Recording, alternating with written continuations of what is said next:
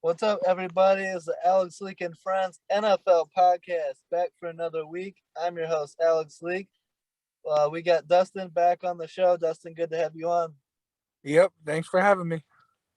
And we got Pablo on the show. Pablo, I came on your show back, and I believe it was like week 3 or week 4.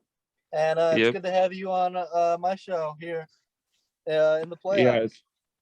Yeah. Thank you guys for having me. We've been planning this for a while, and it's just a lot of things that are going on at the moment. And like, I'm glad that we did this. Like, we set this up. Yeah, it's Yeah. a Thank you perfect for having time. me. Yeah, no problem. It's a perfect time to have you on. A lot of great football going on. We just had the wild card weekend and the divisional weekend coming up. So lots to talk about. Let's get into this. Bengals Raiders on Saturday started the playoffs off. Now, Pablo, I've been saying this all season long that the NFL officiating has been really bad this year, and that Mm-hmm. it was going to translate into the playoffs and end up costing a team in the playoffs. And on the Bengals beat the Raiders by 7, and the big storyline coming out of this game is that the Bengals get 7 points on a touchdown that shouldn't have counted on an inadvertent whistle by the officials. Um, I mean, what's your take on the officiating this year? It's been pretty bad all year. Yeah. I'm not exactly sure why the officiating is really bad this year. It has been for, I think, since preseason. I'm not sure if it's the new taunting rules or the enforcement or anything, but Yeah, it seems like the officials are actually trying to find penalties and actually not refereeing the game. Yeah, like you just said, obviously it has costed some teams some points, some touchdowns as well.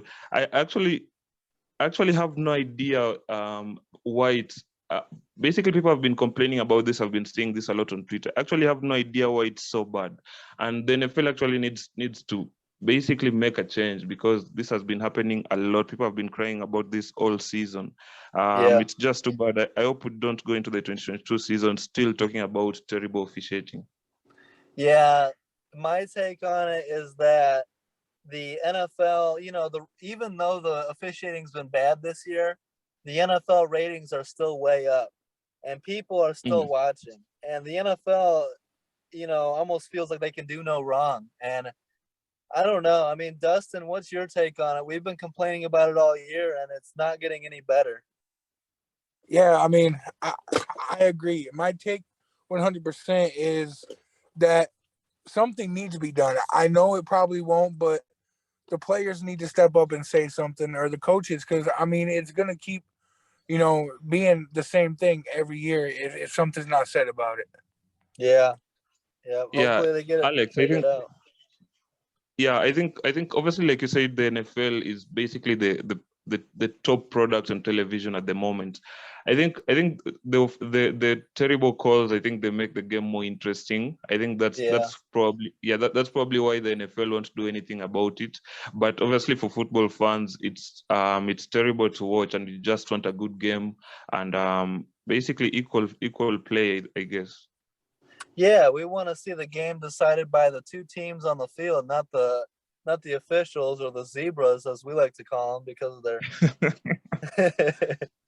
But um, Go ahead. but there has to be a point where they're held accountable. It seems like, you know, like when that happened in the Bengals game, it seems like nothing was really done. Yeah, they can officiate, but that really cost the Raiders a chance to advance. You want to Hmm. hear something crazy? Remember the Rams Saints pass interference no call? Oh man, I hated that. Jerome Boger, this was his crew calling this game. Jerome Boger was the head official in that game too. Wow. Yep. Yeah, Yeah. that's crazy to know that. I and a couple players tweeted they're like, I'm surprised he still gets to officiate playoff games after 2018. And the NFL actually came out later Saturday night or maybe it was Sunday morning, and was like, "Yeah, Jerome Boger's not going to officiate any more playoff games." So Yeah, it's about time. yeah, something needs to be done. And I didn't like the way NBC covered it. Mike Tirico and your boy Drew Brees, Dustin, I didn't like. They didn't even address it. They just kept going on like everything was normal, while all the fans and everybody on Twitter were freaking out. It was like 15 minutes later, they finally said something about it. The NBC, I like it when the commentators call that stuff out and have an eye for that stuff. And Mike Tirico and Drew Brees were just oblivious to it. Yeah, Drew should have called it. He was the color commentator on that. He should have. Yeah. I mean, it's his Yeah. first like big game doing Yeah. doing that, but still. What do you think, Dustin? I mean, I agree, but I figured, maybe, like different types of, broadcasts, or I should say maybe like TV channels, don't want you bashing the referee's decision. It is what it is, but, Yes. That's a that's how good I point. see it. That's a good point because the NBC doesn't want to call out and make the NFL look bad so they can keep their Sunday night football gig. Pablo, Kenny Stills, Saints wide receiver Kenny Stills said on Twitter that the NFL needs full-time refs. And I believe to that point, I commented on that too. I said that the referees should have to do a post-game press conference to explain their decisions the same way players and coaches do. Do you agree with that? Yeah, actually, I saw your tweet and I laughed at that. I think obviously it sounds like a good idea, but Yeah. I'm not sure the NFL would go for it. I don't think there's any other sport where basically the refs do post-match interviews. Yeah. I don't know. It sounds like a good idea, but I think there could be something better. I just think in terms of accountability, it needs to get more accountable than actually just actually officiating a bad game and getting another game. In terms of a post-match press conference, I'm not entirely sure. Yeah. And I mean, we want to hold the officials accountable, but that shouldn't be our job. The NFL, the league, should hold their officials accountable. So whether they do a post-game press conference for us doesn't really matter. The NFL, they should have to explain themselves to the league. Do you agree, Dustin? Absolutely, but I don't think that they really, want to sit there and admit that they have a problem that big. Mm-hmm. Yeah. Mm-hmm. Yeah, they want to act like everything's all good. The one thing that I think will change this and make the NFL better and the officiating better going forward is the legalized gambling. Is gonna, there might be some issues that come out of this from a bad call that costs some people a lot of money, and the NFL needs to make sure they get these calls right more consistently going forward. Yeah. How many states have actually legalized gambling? I think New York and Nevada. Yeah, I'm not sure about on a state to state basis, but I know like countrywide, it's like we're in the process of going countrywide legalized. Okay. Yeah, that's So interesting for you guys. yeah.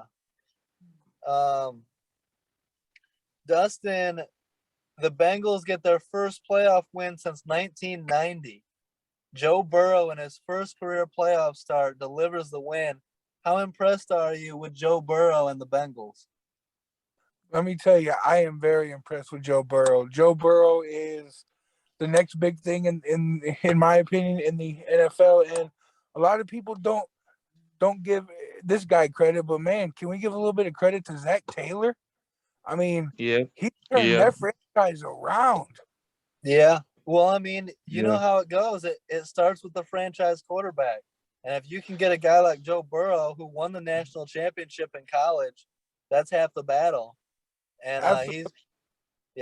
he's really been balling in the NFL. Pablo, what do you think of Joe Burrow? Do you think he has that it factor? Yeah, Joe Burrow actually smoked us in both matchups against the Ravens this year. Yeah, I think obviously like Dustin said is the next big thing. Basically his connection with Jama is incredible. Obviously he has wide receivers like T Higgins, obviously 1,000+ receiving yards. Yep. Yeah, Burrow is actually it's crazy that this is his second year. It seems like he's playing perhaps his third or fourth.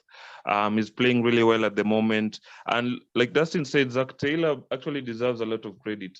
The Bengals had no business being in the postseason with this team. I think CJ Uzoma said something during the preseason. I think preseason or OTAs or something like that. He said, I think they were thinking Super Bowl back then. Hmm. Yeah, and Mina Kimes was actually on ESPN. She laughed at this, and basically, she said something along the lines that they should get a winning season first before thinking of the Super Bowl. The Bengals have actually overperformed this season. I didn't have them winning the AFC North, and Jamar Chase has just been incredible. So, yeah, kudos to him, kudos to Zach Taylor and Joe Burrow. They've actually overperformed. Yeah, Jamar Chase is mind blowing the season that he's had, and actually passed Chad Johnson for receiving yards in a season in franchise history. It's incredible the year he's Yeah, had. yeah.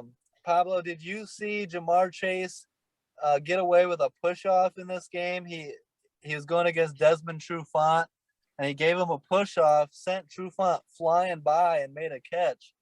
I was surprised, a pretty obvious offensive pass interference, and they didn't call it. Yeah. I think it was it was a turnaround catch. I think he turned around and got the ball. Yeah, Yeah, they didn't. I'm not sure why they didn't call it. Perhaps I don't know. I think home field advantage also plays a factor in these games. And Jamal has been absolutely. burning corners. I think he has been burning corners all season. And yeah, it's tough, man, because also like I could also like say perhaps the Bills perhaps the Stefan Diggs touchdown in week 18. I'm not Uh-huh. sure week. Yeah, perhaps that wasn't a touchdown, but the officiating is actually they also call depending on the player, and Chase has been incredible all season and is a star now, and maybe that's why they didn't call it. Yeah, and I hate that because he's a rookie. Like, I get it. I understand superstar calls because that's natural and that's going to happen. But when they're rewarding a rookie already, man, like, let the guy earn it first. I mean, I understand he's had a great year, but I don't like that call or no call. Yeah, yeah. Um, Dustin, the Raiders have not won a playoff game since 2002, third longest active drought. Uh, I don't think they're going to be bringing back the interim coach, Rich Bisaccia, and now they've fired GM Mike Mayock. Where do you see the Raiders going in the future? I mean, there's some rumors about Jim Harbaugh, but their future seems a little bit up in the air right now. Would you agree? Yeah, I mean, I agree 100%. But again, another person that should be given credit is Rick Fasacci. I mean, the Mm-hmm. Raiders, just like the Bengals, should have never even been in the playoffs. I mean, Yeah, everything yeah, that they've been through, any other team would have folded. And Yeah, for him to get that group of men together and basically say, "Hey, we still have a chance. We need to believe in each other, man." It was a pretty credible run for him being, I believe, the first intern coach to ever have his team in the playoffs. absolutely. And Pablo, what do you think of that? The Raiders beating the Chargers on Sunday night just to make the playoffs. yeah. Pretty incredible. Amazing, Yeah. amazing. Yeah, And yeah. I think do game you of the year. game of the year? Seriously, and do you put any blame on the Chargers head coach in that game? I mean, Justin Herbert was balling out. I feel like the head coach made some questionable decisions. I think basically it was just Herbert magic, and yeah, I know he's a rookie head coach, Brandon Staley. I think he has done really well for his first season in the NFL, Yeah, and obviously I think he'll get better. Obviously, it was Herbert actually just played magnificently, and although maybe the game should have ended a certain way, basically they should have won it, but It is what it is. I actually have no beef with that. Actually, for me, from actually a neutral fan, it was an entertaining perspective. Oh yeah, it was a Yeah. great game, and I mean Herbert converted like 4, 5, maybe 6 fourth and longs in that game. Yeah. So Hey, Alex, go ahead. and I mean, you know, you mentioned earlier about how the refs were costing them games and everything. Just imagine had they not have called that play a touchdown where the Raiders could be today, they could be playing for in the divisional round with a chance to go to the AFC Championship game. Yeah. Mm-hmm. I mean, I picked the Raiders to win. I wanted the upset. So I mean, I didn't have a great week. Just for some perspective, Pablo, I went 3-3 in my picks. I picked like 4 upsets. Dustin, on the other hand, went 6-0 in the wild card round. So Wow. he's feeling Dustin got himself right every. now. Wow. Good job, Dustin. Thank you. Wow. Now let's go to Saturday night. Patriots Bills. This game shocked me. All right, so the Patriots and Bills have played such good football against each other this year in their 2 matchups. I thought this was going to be a hard fought, down to the wire, last drive wins the game, something like that, maybe even overtime. Dustin, what were your thoughts on the job that Josh Allen and the Bills did against a pretty good Patriot defense? Yeah, they did a great job, and I'm telling you, they are hitting their stride at the right time. I mean, some people believe me, some people don't, but the Bills are dangerous. Yeah. And Yeah. Go ahead. if Josh Allen is going to continue to throw 3, 4, 5 touchdowns a game in the playoffs, then, but this also, in my opinion, which surprised me, this was more about Bill Belichick didn't seem to have them guys prepared for the game. Yeah, it was shocking to me. Pablo, what did you think? I mean, Josh Allen, like Dustin said, hitting his stride at the right time. He played great. Yeah, I think you guys are actually caught up on the hype with Josh Allen. I'm not like he's a great quarterback. We know what he can do. Obviously, running the ball, throwing the ball, he has a cannon of an arm, and obviously the Bills played really well. I think Saturday, yeah, I think they played really well, and the way I look at this is actually this was a revenge game on I think the Week 16 Monday night loss. I think the Bills lost not just narrowly to the Patriots.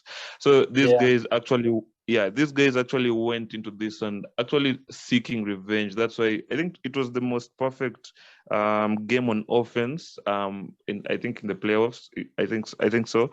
I think they had like 7 straight touchdown drives, which is insane, and yeah, obviously they're coming up against the Chiefs. The Chiefs actually have a very good secondary. I think the Bills will need to run the ball a lot more, and I just I'm not entirely sure. Basically, if you have a good game so early in the playoffs, because it only gets tougher as weeks go by. I'm Yeah. not entirely sure that they'll have such a performance again. I'm not entirely on the Josh Allen, um, I guess, train yet.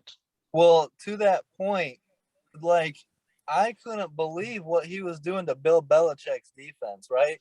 Bill Yep. Belichick should always have, he's got the reputation of having a great defense and they're not going to make mistakes and they're going to Mm-hmm. be in the right spot, lined up in the right spot, and they're going to mind their gaps and they're going to at least play with fire. You know what I mean? What did you Yeah, they think were. of Bill Belichick and the Patriots defense? They just seemed like they weren't ready to play. They were out of position and they just kind of folded and turned over and just got beat. Yeah, they were 27-3 at halftime, which I think is the largest halftime deficit in the franchise's postseason history. Yeah. I think, yeah, obviously he's the defensive genius. I think he's Todd Bowles' mentor, something like that. Man, he's in terms of defensive coordinators, defensive minds. He's up there like by himself on Mount Olympus. Yep. I just think, yeah, I just think the Bills actually became better, man. And like Sean McDermott actually did a very good job. I think Devin Singletary is key for them.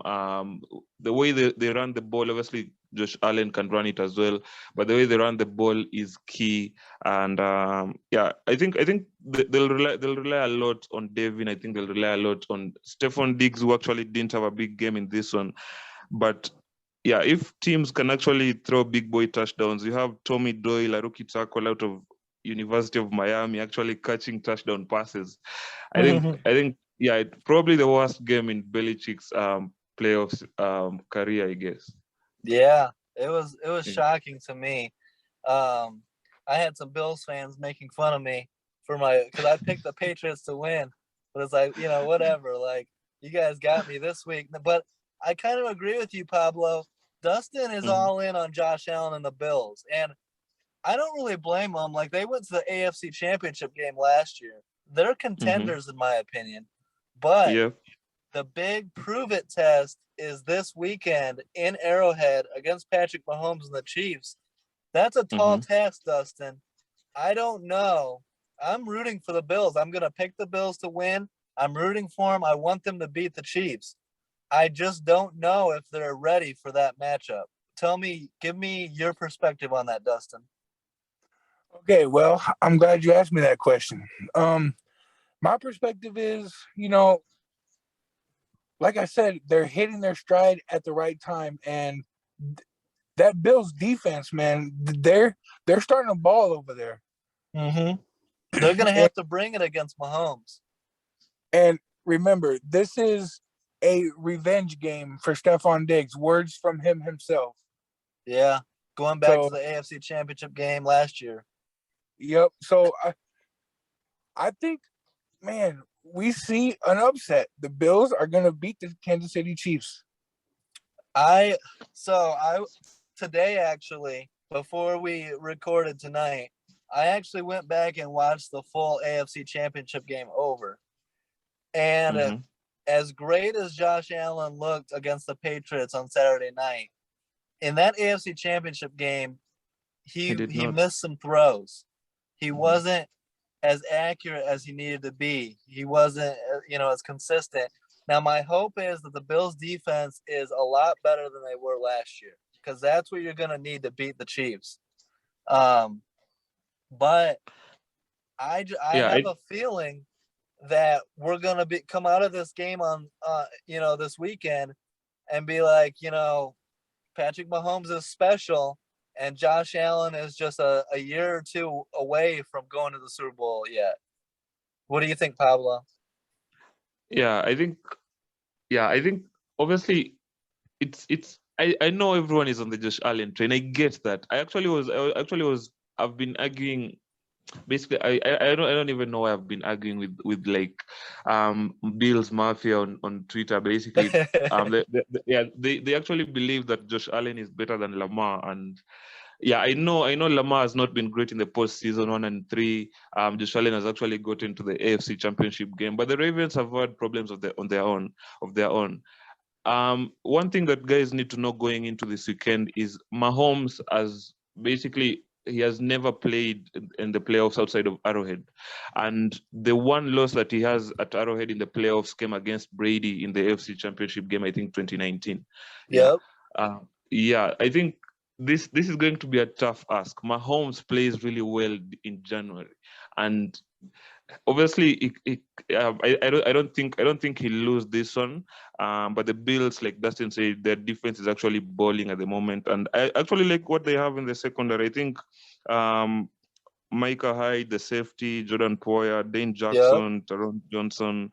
Yeah, I think they also have Levi Wallace stepping up. I think it's going to be a close one, but I think the Bills will just fall short. I don't think they'll get to the AFC Championship this year, because going past the Chiefs, it's a big ask. Yeah, I agree. Honestly, Dustin, I want your response to this. I mean, Patrick Mahomes has never lost in the playoffs to anyone not named Tom Brady. The only guy that's ever beat him in the playoffs is Tom Brady. Patrick Mahomes, elevates his game in the playoffs, like Tom Brady, unlike anyone else, really. I mean, he's so hard to beat. and it's in Arrowhead.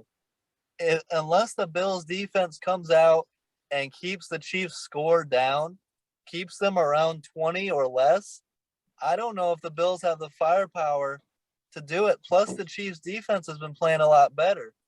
I get the hype around Josh Allen, but man, this is as tough a test for Josh Allen as it's going to get, and I mean, I'm going to pick the Bills, hoping they win, but I don't know if he can do it. I mean, I think you're going out on a limb here, and you might come back next week and be like, you know what? I bought the hype. Josh Allen just isn't quite ready. Well, okay. So my perspective on this is, I think Josh Allen again is ready, and I'm going to come on the podcast next week and say, Alex, and hopefully Pablo will be listening. It'd be great. I would say, you guys, didn't I tell you Josh Allen was ready for the moment? Let me say this one thing though. Okay, so if there's a year where the Chiefs are beatable, it's this year. Okay, yeah.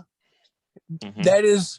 That is my opinion, and I just say that, man, there's a different feel. The Bills won it. They losing last year really hurt them, and I feel like they're gonna come out quick and strong and ready to play. And no disrespect to the Pittsburgh Steelers, but the Steelers shouldn't have really been in the playoffs. I mean, so that win for KC wasn't that impressive in my opinion. Yeah, I get that. Yeah, I agree. Yeah, do you know what it is, Dustin? Yeah, go ahead. Yeah, like Brady has gotten to 10 Super Bowls. He has won 7 of them. No one has actually gotten to 10 Super Bowls. Mahomes, I think this is his 4th year as a starter, and I think the first 3 years gotten to the AFC Championship game. It's just a case of like, why would you bet against him? Yeah. I mean, it's the fact that, I just feel like if this was any other Chiefs team, like I said in the years past, there's no way that I am, going to go against Patrick Mahomes. It's just his defense is hitting the stride, but they do struggle against good quarterbacks. I mean, we've seen it against Joe Burrow. I mean, against good quarterbacks, they have struggled. I mean, Tannehill played them pretty close. Or did Tennessee end up winning that game? I think they won. Yeah, so I just don't trust their defense. It's not that I don't trust Mahomes, but if the Bills, like Alex said, can keep it within a 23-20 ball game, Chiefs are losing. That's just my opinion. Well, and it's gonna come down to the defense. The defense has to play well. Because the Chiefs are so explosive offensively. When I rewatched the AFC Championship game, it was so clear because we forget how bad, or we all remember how bad the Chiefs played it in the Super Bowl. But one game before, that offense was hitting on all strides. That offense was cooking. And we forget and act like, oh, Mahomes was hurt and the Chiefs weren't playing as well as they were. And, you got to give so much credit to Todd Bowles for the job the Bucs did defensively in the Super Bowl. I just don't know. I like the Bills defense. I just don't know if they're on that level and are going to be able to. So pretty much, I think the Chiefs will put up over 20. They might put up 30. And so Josh Allen needs to have, 4 or 5 touchdowns, no picks, and play the game of his life. Do you agree with that, Dustin, in order to pull this off? Absolutely. And that's why I have faith in him. Josh Allen is hot at the perfect moment, and I think it continues all the way to the Super Bowl. And he does have weapons. I mean, he's got, Stephon Diggs. Dawson Knox is coming on big. Dawson Knox has been one of the best, pass-catching tight ends. Gabriel Davis is a slept-on wide receiver. I believe they have Emmanuel Sanders as well, right? Yep. So they've got weapons. I mean, Cole Beasley, I think he's good to go. So If they I can don't connect know. the Go ball, ahead, Yeah, Pablo. the Bills the Bills actually strode into Arrowhead in week 5 and beat Patrick Mahomes and the Kansas City Chiefs. Yeah. I don't think that's going to happen again. I think 38-20, that one ended Mahomes 3 2 interceptions. I think the difference in that was Josh Allen actually he didn't play incredibly well, but he played okay, and the Hmm. Bills defense was actually really good. Obviously they came up with 2 picks. I'm not sure if one was returned for a touchdown or something. I think it might have But been. Yeah. yeah, I think so. And the difference is Mahomes during the start of the season, he was playing terrible. I think he had something like 10 interceptions in the first maybe 6 weeks. Yep. And at the moment, he's just like going from stride to stride. He's getting better. He's getting better. I think he'll just be too much for that Bills defense. Obviously, Dustin is right in terms of the Chiefs defense. It's terrible, but it has gotten better with time. And yeah, I just think that the key is actually this pass rush and actually just getting to Josh Allen and like just being in his face and like creating pressures. I think if they do that, I think the Chiefs might win this one comfortably. But if they don't, it might be a struggle. Because the Bills, like you said, they actually have a very good offense and they can actually cause some problems. Yeah, this is really probably the game of the weekend. This is gonna be, a lot of people are calling this the AFC Championship game, like the two best teams. And I hope it's a good game. We got a lot of blowouts in the wild card round, and I hope that lives up to the hype and comes down to the wire. But yeah, I think so. Pablo, just to give you a little bit of where Dustin's coming from, Patrick Mahomes is the playoff performer that Dustin thinks Aaron Rodgers is. I did Okay. not. What's that, Dustin? I did not say that. Yeah, but like, you think Aaron Rodgers is like untouchable in the playoffs. Patrick Mahomes damn near actually is. I mean, Yeah, yeah, but for your only playoff losses to be against the greatest of all time, but Yeah. and Arrowhead's a hell of a home field advantage too. man, that stadium is. You don't like that statement. But I mean, so as much hype as you give the Packers for playing in the cold at Lambeau, I might say playing in Arrowhead is more of a home field advantage because of that noise and that atmosphere. Yeah, I yeah. agree, but I mean, Orchard Park, it's pretty damn loud. Yeah, but we're playing in Arrowhead in this game. I know. I mean, I'm saying though, they're used to wacky weather and being loud and all that kind of stuff. I don't think the noise is what really is going to affect them. It's Look, the Bills are going to shock the world. all right. We'll keep I mean, I hope so. And it's honestly, this all falls on Josh Allen's shoulders. He needs to play the game of his life and honestly outduel Patrick Mahomes. I want to see if Mahomes throws 4 touchdowns, 1 pick. I want Josh Allen to throw 5 and no picks. You know what I mean? That's the type of game he needs to play. I think they need to run the ball. I think they need to run the ball.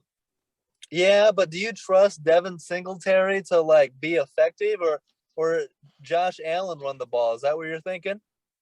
Yeah, I'm thinking Devin can be effective. I think he had over 100 yards against the Patriots, and although the Patriots have actually been solid against the run, I think they Yeah. need to run the ball against the Chiefs.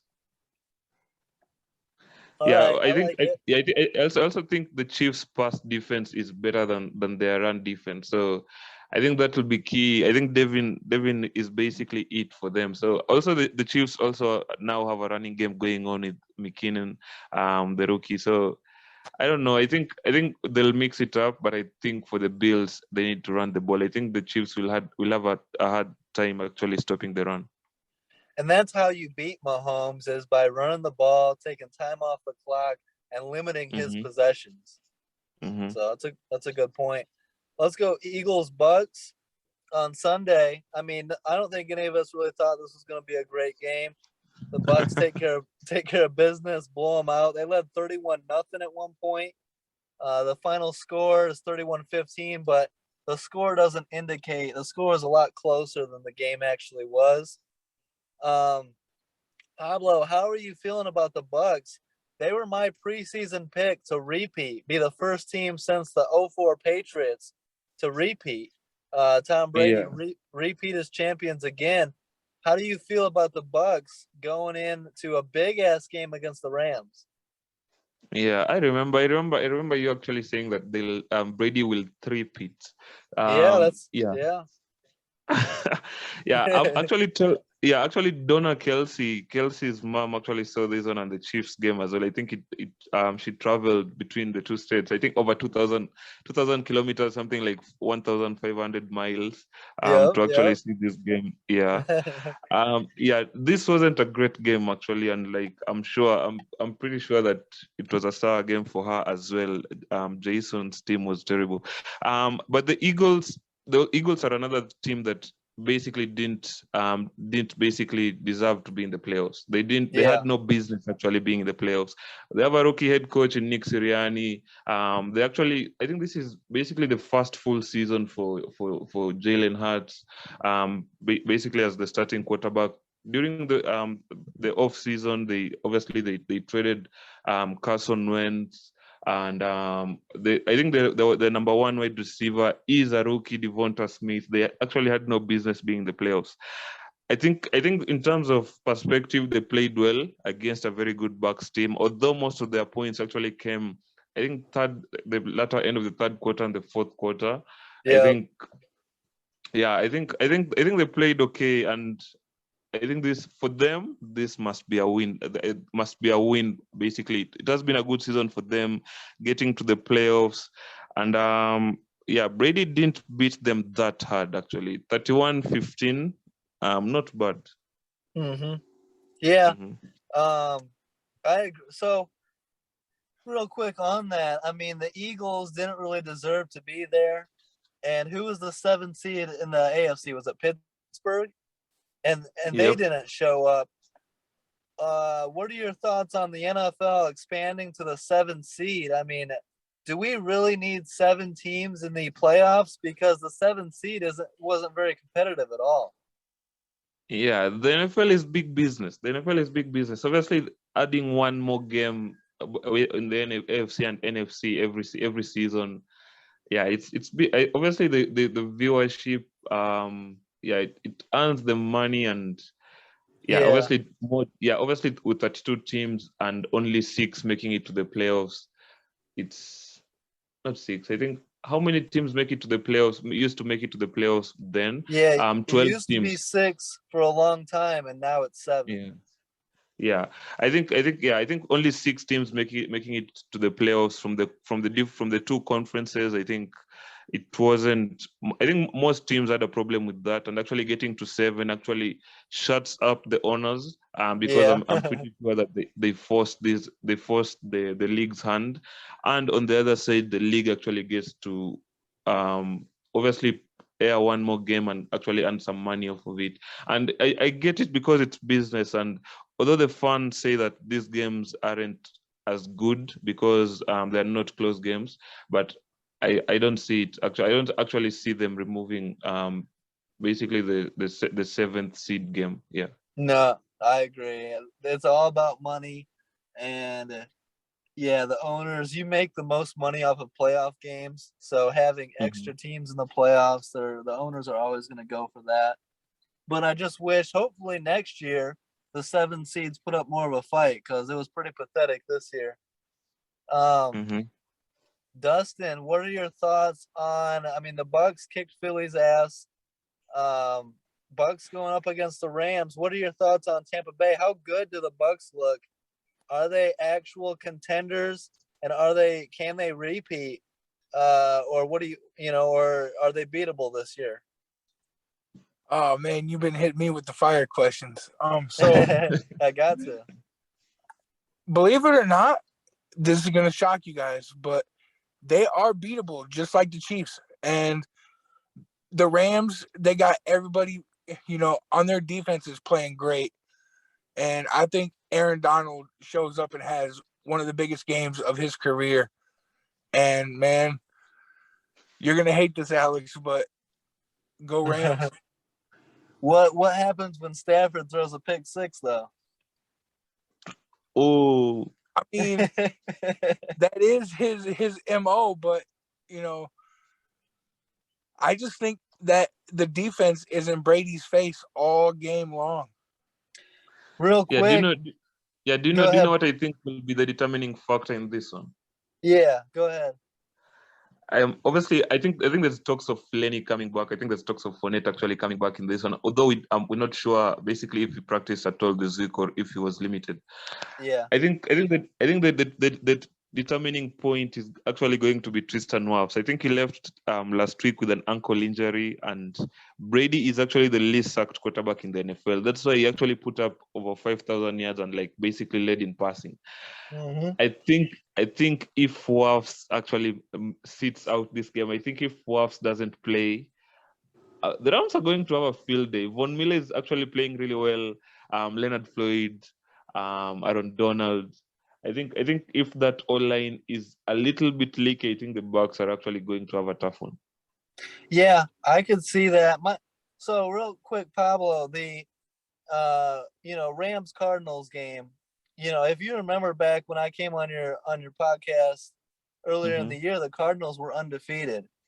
And I think it was kind of a hot take back then, but I said the Cardinals are overrated and they're going to come back down to earth. I don't think that was that impressive of a win by the Rams. I'm not buying the Rams hype because of how bad I think the Cardinals are. What are your thoughts on that? Are the Rams for real? Because I know they were your preseason pick to win it. Yep.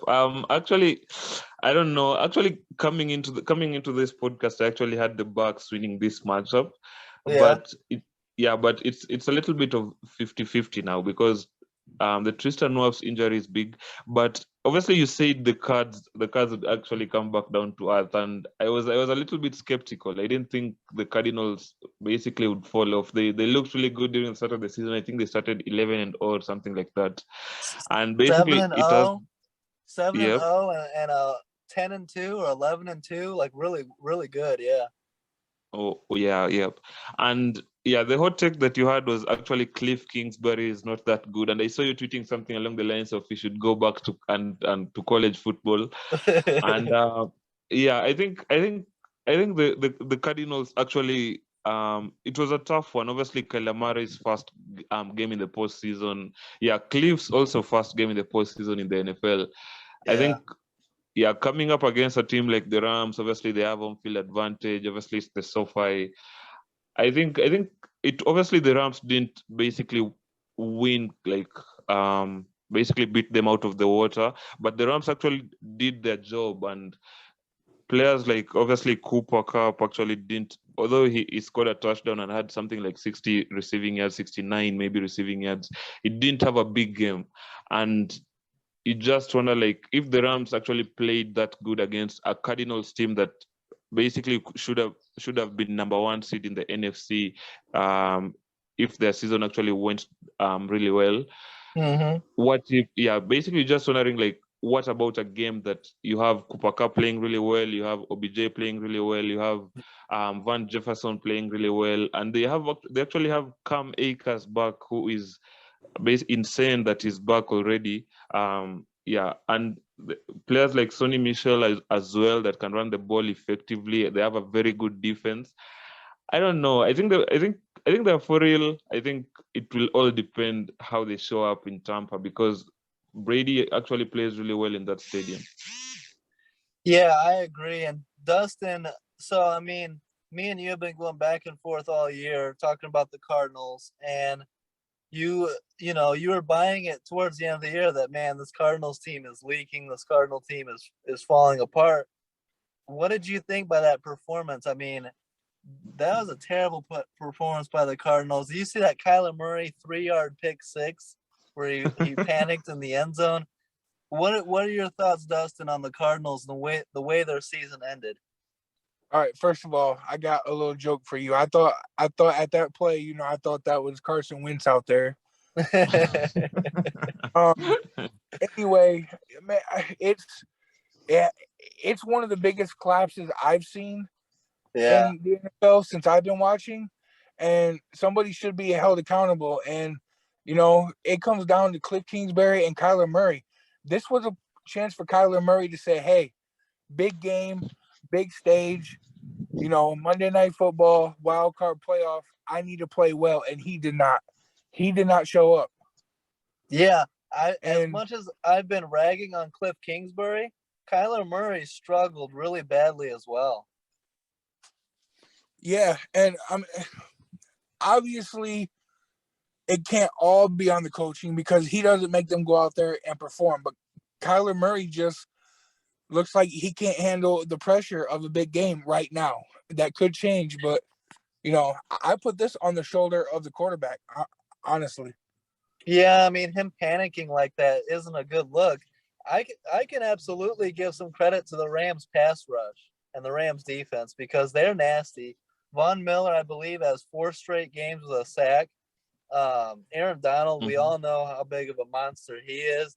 Leonard Floyd's an athlete who can get to the quarterback. Jalen Ramsey, all those guys. But to me, Dustin, the X factor for Rams Bucks, I love the two-headed running back tandem of Sony Michel and Cam Akers. The Stafford OBJ chemistry to go with the Cooper Kupp Stafford chemistry. The Stafford OBJ is coming on at the right time. OBJ is starting to play. OBJ, that was the best performance he's had in a playoff game. Only a second game, but he played really well to end the year. But to me, the absolute X factor for Rams Bucks, I know I can trust Tom Brady. Now, if the pressure gets to him from the D line, if Wirfs doesn't play, that could definitely play a factor. Hopefully they have Fournette and Ronald Jones and Keyshawn Vaughn at running back. That'll definitely take some pressure off. But to me, bro, Dustin, I know Stafford played well against the Cardinals. And to me, that was almost expected that the Cardinals defense wasn't going to cause any issues. The Bucks defense is nasty. I mean, JPP, Shaq Barrett, Devin White, Levante David, the secondary, Vita Vea. I think Stafford is going to struggle against that Bucks defense. And if Stafford turns the ball over at all, if it's once, twice, God forbid, 3 times, I have a hard time seeing the Rams be successful. What's your trust factor, Dustin, and Matthew Stafford going into this game? Oh, man, dang, another one.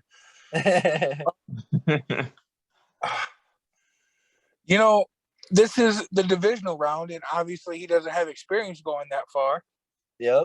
So, you're playing against the Buccaneers, the defending champions, the GOAT, Tom Brady.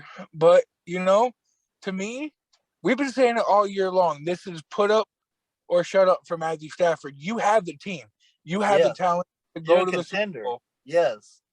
You have to win this game, and you have to play well. You cannot go in that game and be the reason why your team loses. You just can't. Well, that was fire right there. That was a good take. Because if you do, you will never hear the end of it, and maybe you're just not the guy who can, make it to the Super Bowl. But this game, it depends on the play of Matthew Stafford 100%. Yeah. Pablo, what do you think on that? Can Stafford, he's what, 1-3 now in the playoffs? Can Stafford do enough to deliver a win against, because you're comparing yourself against the GOAT, Tom Brady, in this game. It's like, a lot of times the quarterback head-to-head matchup. And will Stafford feel the pressure of needing to match Tom Brady's play on the other side? I think obviously Sean McVay actually has experience actually in the postseason. Some experience, although Jared Goff was actually a disappointment. I think he learned going into this, and I think the key in this one is actually just taking what the defense gives you. I think the defense will ball out. I think they'll have a field day in Tampa. I think although Brady's has actually been sacked the least in the NFL, Yep. I think they'll actually get to him at least twice because Yep. that D line is actually, in my eyes, I think it's the best D line this year. Although the Packers also have a good D line, but Stafford should actually just take what the defense gives him and play okay. I think, and not until they're actually a few points behind is when it needs to look for that deep pass for maybe Cooper Cup or perhaps an OBJ or Evan Jefferson.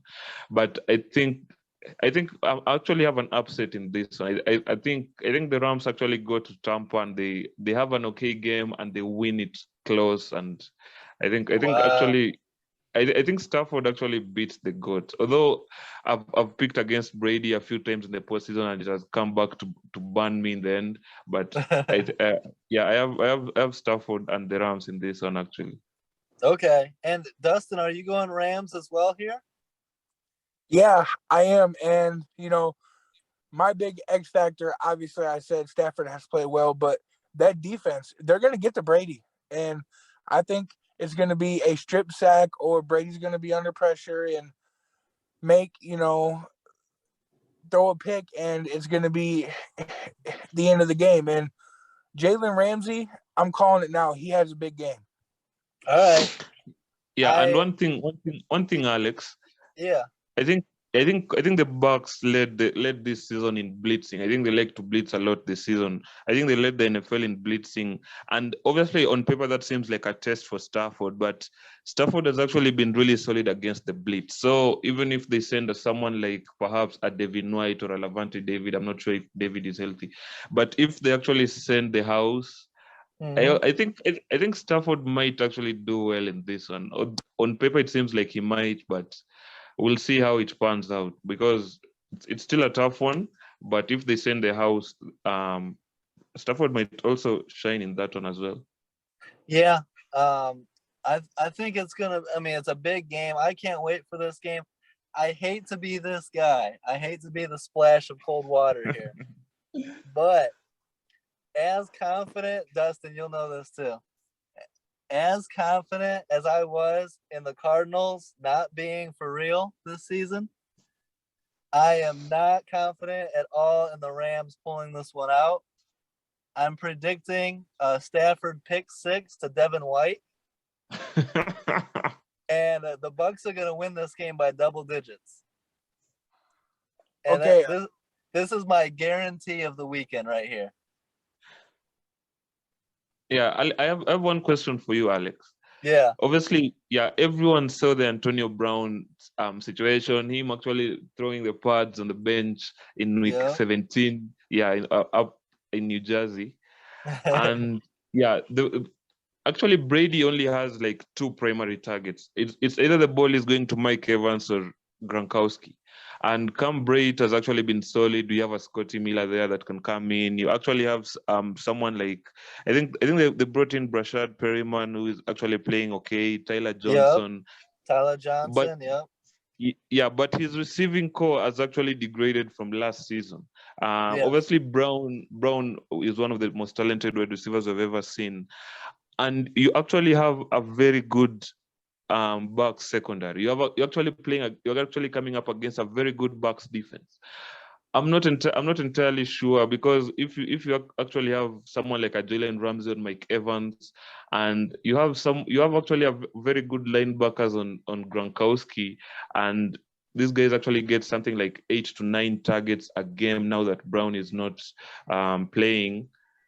It might actually be more tough for the Bucks now than it was last season because the number of targets for Brady has actually gone down, and the number of I guess it's going to be tough for Brady because it doesn't have the targets anymore. Yeah, I agree with you. Losing Chris Godwin and Antonio Brown is 2 major losses. And Mike Evans and Jalen Ramsey, that's going to be tough right there. But I do like that they have some other options. We've seen, like, for instance, Scotty Miller went off in the NFC Championship game last year. We got guys that can step up. Brashad Perriman, Tyler Johnson, Cameron Brate is another good option. I think Gronk. I don't know if there's anyone in the NFL that can really cover Gronk, even at this age. Like Gronk is just a nightmare mismatch, and the chemistry that Gronk and Brady have is, unheard of. Like they've been playing together so well and for so long. But to me, Brady will probably be under pressure, and I don't think this will be a high scoring game either way. I'll tell you right now, my trust factor in Matthew Stafford to even be decent in this game is like zero. Stafford is going to really struggle in this game. I'm telling you, I see multiple turnovers and not getting it done. And the only way the Rams win this, in my opinion, is if the two-headed running back combo of Cam Akers and Sony Michel get it done. Stafford's going to choke under the bright lights. I know he did well against the Cardinals, but man, Dustin, you saw those turnovers by Stafford in the regular season. They're going to come back in this game. See, let me say this. You've been preaching all season long, right? That regular doesn't matter. I feel like Stafford is going to put those behind him and come to play and not turn the ball over like he did in the regular season. The playoffs make people want to make better decisions with the football. So you're telling me you're going to take Matthew Stafford over Tom Brady in this game? I'm not. Is that what you're telling me, Dustin? I'm not saying Matthew Stafford outplays Brady. I'm picking the Rams because of that defense. So they're going to overcome, or they can overcome potentially. They can overcome multiple turnovers. I believe so. Yes. Wow. Yeah. Like, putting it, like saying it like it's Stafford versus Brady actually doesn't make a lot of sense. But it's not Stafford versus Brady. It's a very good defense versus the Bucs offense. Like, it's a very good running back duo. Although I think Keyshawn Vaughn and Giovanni Bernard are good, but if Fournette actually doesn't come back, the Bucs are not going to get to the Super Bowl. Yes, they need Fournette. You actually have two good running backs for the Rams. You actually have two okay running backs at best for the Bucs in Bernard and Vaughn. I'm not entirely sold on like Brady versus Stafford. Brady wins the matchup, but for these two teams, on paper, the Rams should win this one. Yeah, I get it. Especially if Buffs doesn't play. I mean, I get it. The Rams are the better team on paper for sure. Ronald Jones is good to go, right? For the Bucs? I think so. I like Ronald Jones. He's a solid running back, and they need Fournette back. I'm checking right now to see if Fournette's playing, but if they have Fournette, that's definitely going to help. But I'm just saying, in no way in my mind, I would put whatever you guys want to put on it. The Rams are not winning this game. I'm just telling you, on paper, they're the better team. They got the more talent. I get it. I get everything you guys are saying is true. But it comes down to what's the most important position in the game? Quarterback. And Stafford is going to choke, and Brady is Brady. That's all I'm going to say. But yeah, okay. I like it. Yeah, we'll see. We'll see. Yep. Now, let's go 49ers Cowboys.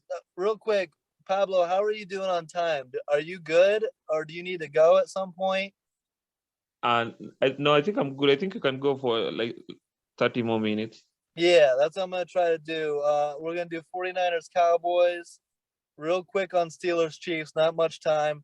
And then we're going to preview divisional round, make our picks. Mm-hmm. I can edit this okay, out. That's good. So. Okay, that's good. I just want to make sure you're good. Dustin, you're good? Always. All right. So 49ers Cowboys on Sunday. This was a great game. This is probably the game of the weekend.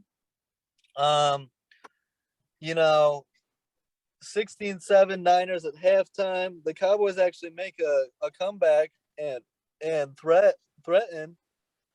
Um, but I mean, just a great game. Dustin, what were your thoughts on this game? I mean, do you feel like the 49ers outplayed the Cowboys and got this win and stole it, or did the Cowboys not bring it? And is this more of a self-inflicted loss by Dallas?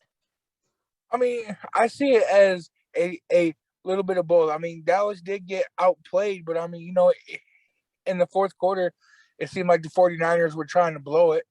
Yeah. But this comes down to the Cowboys again, another year, another disappointing playoff loss, but How the Niners how brought it in every aspect.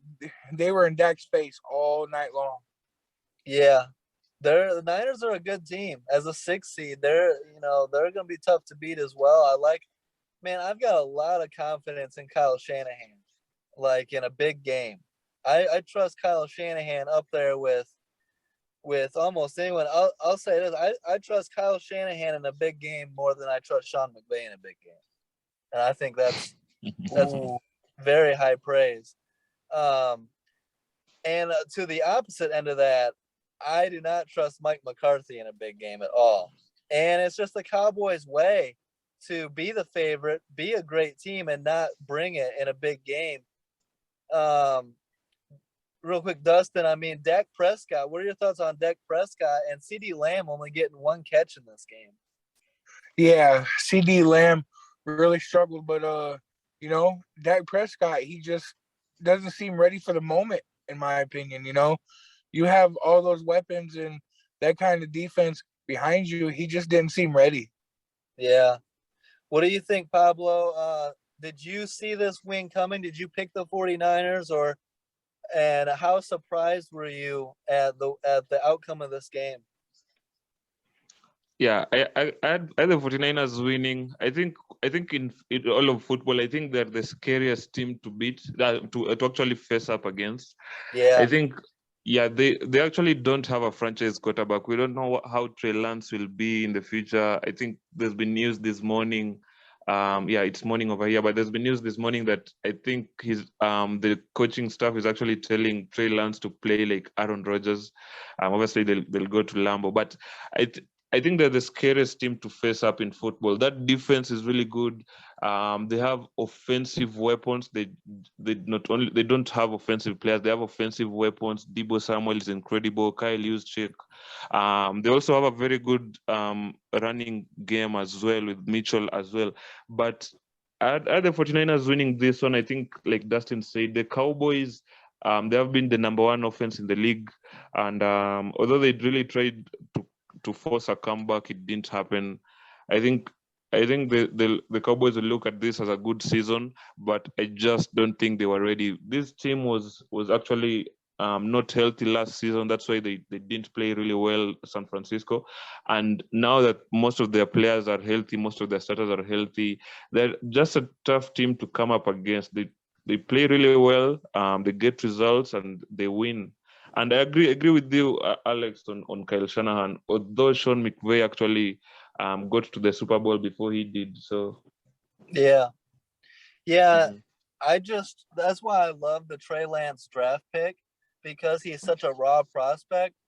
I think, playing for Kyle Shanahan's going to develop him. Like, that's one of the best quarterback. If you're a quarterback prospect coming into the league, I would want to be drafted by Kyle Shanahan and the 49ers. Like, I just trust that coaching staff, and I think that, in a big game too, I really trust them. I mean, on paper, I don't know if the Niners should even be in the playoffs yet. Now that they're here, they're winning big games and really showing out. Um, yeah, the Cowboys just continue to underachieve. I don't know, what to think of yeah, this nothing. Cowboys team. Yeah, nothing was working for them in this game as well. I think their O-line wasn't playing really well. I think they had a ton of penalties, false starts, holding calls. They allowed a few sacks and perhaps a few hits on Dak Prescott as well. And obviously, Dak This is his first full season back. Obviously, was hurt last year. I think in week 5, that ankle injury that actually took him out for the season. Yeah. I think going into the playoffs and like getting sacked early on, getting hit early on, and these penalties actually didn't help. In the end, it just was a big mountain to climb for the Cowboys. But although Mike McCarthy tried really well, I think they also had John Fassel as well on special teams coming up with big plays as well. Yeah. But yeah, it just didn't work out for the Cowboys. To that point on the quarterback situation, so Jimmy Garoppolo said 4 hours ago, Jimmy Garoppolo expected to play. He was full participant in practice on Wednesday. So I think we're going to see he is banged up. He won't be 100% with shoulder and thumb. So I think we're going to see Garoppolo start, but we'll see Trey Lance play some as well. I think it'll be a 2-quarterback system in Lambeau. And we'll see, but hopefully they get, as close to 100% Garoppolo as they can. And Trey Lance Yeah, is going to have to step up. do you think a 2-quarterback system works in Lambeau, man, against Aaron Rodgers? Well, ideally, you get the most out of Garoppolo, and you can bring Trey Lance in for like situational and mostly to run the ball. If Trey Lance throws the ball twice, that's ideal. You don't want to ask Trey Lance to throw the ball 20 times. Yeah, I know Lance is fast, but Yeah. I actually haven't seen him run the ball that effectively for the 49ers. I think he ran the ball really well in college, but although he was playing at North Dakota, we know basically they don't have any top tier competition.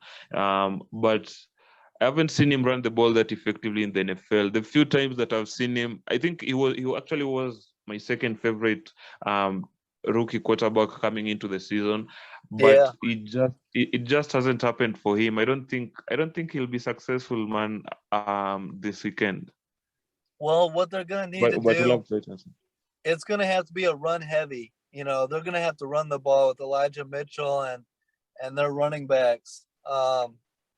And they're gonna need to, the only way Trey Lance is successful, in my opinion, is the quarterback option, the read option, where it's either you give it to the running back or you fake it, give it to the running back and keep it. Green Bay isn't great in their history at defending the quarterback run. If you look back at their history, they've struggled this season. And if you go back a couple of years, Colin Kaepernick absolutely destroyed them with the quarterback run. So maybe they can create some confusion with with that, and Trey Lance can run the ball. What do you think, Dustin? A banged up Jimmy G and getting Trey Lance in there some. How do you think the 49ers offense looks in Lambeau? Well, Jimmy G being banged up kind of concerns me a little bit. Yeah. Because at the end of the day, you're going to need that veteran presence. Yeah. Do you think very run heavy? I mean, I don't know if the Packers can stop the run. You know what I mean? So if the Niners go very run heavy, can they be successful? If you ask Garoppolo to throw the ball 10 times. Yeah, I mean, they do have a very good run game. Elijah Mitchell's really well, but the Packers got a few people returning on defense that can help stop the run with Zadarius Smith and, Jair Alexander, so. Yeah, Jimmy G being hurt concerns me, though, a lot. Like, it concerns me, but he was hurt going into the Dallas game, too. Maybe not this hurt, but he was still banged up. Yeah, but we're talking about two different dogs, I don't know. And he was hurt in week 18 as well. That was a must win, remember. Who'd they beat? The Cardinals? No, the Rams. No, they beat the Rams. And Garoppolo was real hurt going to that game and came through in the clutch. So it's hard to say what you're going to expect out of Jimmy G. Do you agree with that, Pablo? Yeah, like I agree with Dustin as well, especially on Jimmy being banged up. That's not ideal. Trey Lance actually actually making his first playoff appearance at Lambeau. It's not ideal for any quarterback, especially for a young quarterback like Trey. But I think also another determining factor is although the Green Bay actually won against the Niners in week 3, I think they needed a field goal from Max Crosby to actually win that one. I think Nick Bosa is also doubtful to play. Obviously left the Cowboys game with a concussion. Fred Warner is also doubtful to play. And like these two players are actually the key for this Niners defense. And you're coming up in the cold, you're coming up against one of the best offenses ever. And I think for me, one of the top candidates for head coach of the year in LaFleur as well. And like Dustin said, Jerry Alexander is expected to come back this week. He hasn't played since week 4. And although history actually favors the Niners in this one, I think they've won I think 3 in a row facing Green Bay in the postseason. I think the last time they actually won against the Green Bay in the postseason was 2019. Actually have Green Bay winning this one. I think the Niners are in bad shape going into this one, and especially with the injuries coming up. Although they had a really solid game against the Cowboys, especially with the injuries coming up, I think they will struggle a lot because Green Bay actually sat out week 8, actually the Super Wildcard weekend, so they also had one extra week to prepare. Yeah, I get that. Green Bay is definitely going to be rested. On the injury news, so Nick Bosa did return to practice, and Fred Warner. So I think I know they're banged up, but I think we see Jimmy G, Nick Bosa, and Fred Warner play.